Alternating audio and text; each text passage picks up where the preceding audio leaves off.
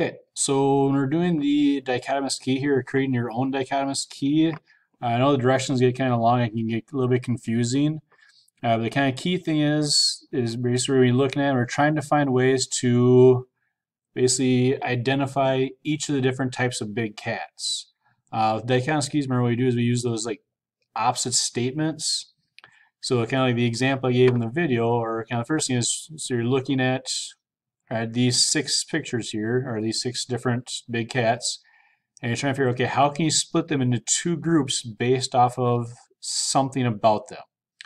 So the example I gave is I'm looking at it, so I can see A, B, and C, they all seem to have like just a single color for their fur.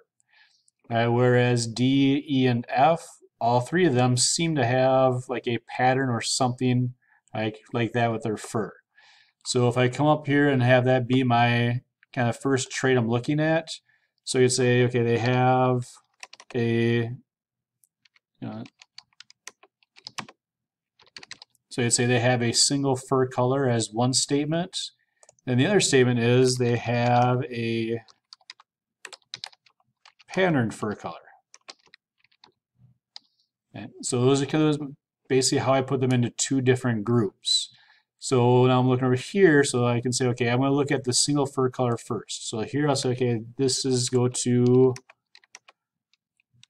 step 2. So step 2, now with step 2, I'm going to try and figure, okay, how can I break these 3 down? So the ones that have just the solid fur color, so looking at A, B, and C, what is something that I can use to separate them into 2 groups?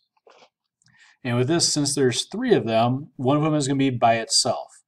So one thing I could look at, and I noticed a couple of students done this, I can say, okay, this first one here, the lion, has a mane. So they have kind of that mane around their head.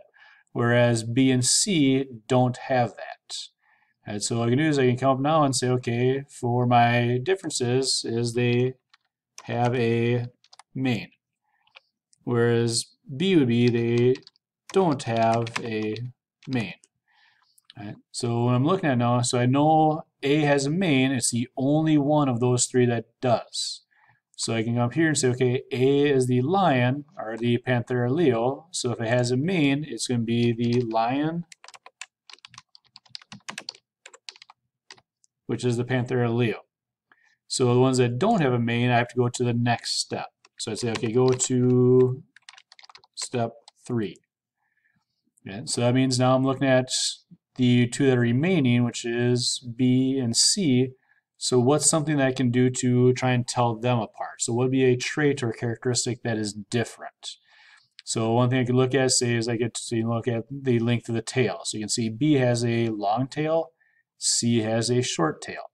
So that's one thing. And I know I had one student say, well, they had different ears. So they, B has kind of rounded ears. Right? C has pointed or have whiskers on their ears. So what I can do is I can say if we did the tail length, I could come here and basically, they have a short tail, and here's they'd have a long tail. So then now, since there's only 2 of them, I can say, okay, B has a long tail. So B is the puma, or the puma concolor. So I'd say the long tail, I put in puma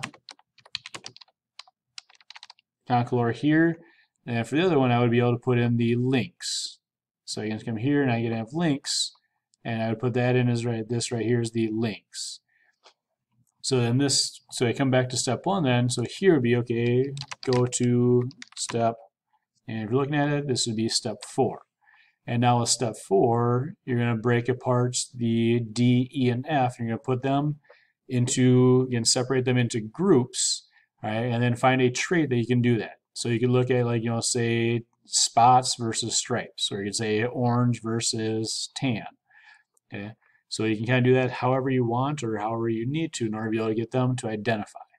Because what you should be able to do then is, starting at the top, is figure out, okay, if I'm looking at, say I'm trying to identify A, okay, what I'm going to look at is here step 1, right? Do they have a single fur color or do they have a pattern fur color? So if I look at A, I can see, okay, they have a single fur color. Right, come back up here, and you can see, okay, that means go to step 2. So step 2 then is they have a mane, don't have a mane. So if I look, I can see, okay, this has a mane, All right, that tells me that that organism is the lion or Panthera leo. And so you should be able to do the other 3 looking at basically steps 4 and 5. So that's as far as you should have to go. If you have any questions, please email me and I'll help you the best I can.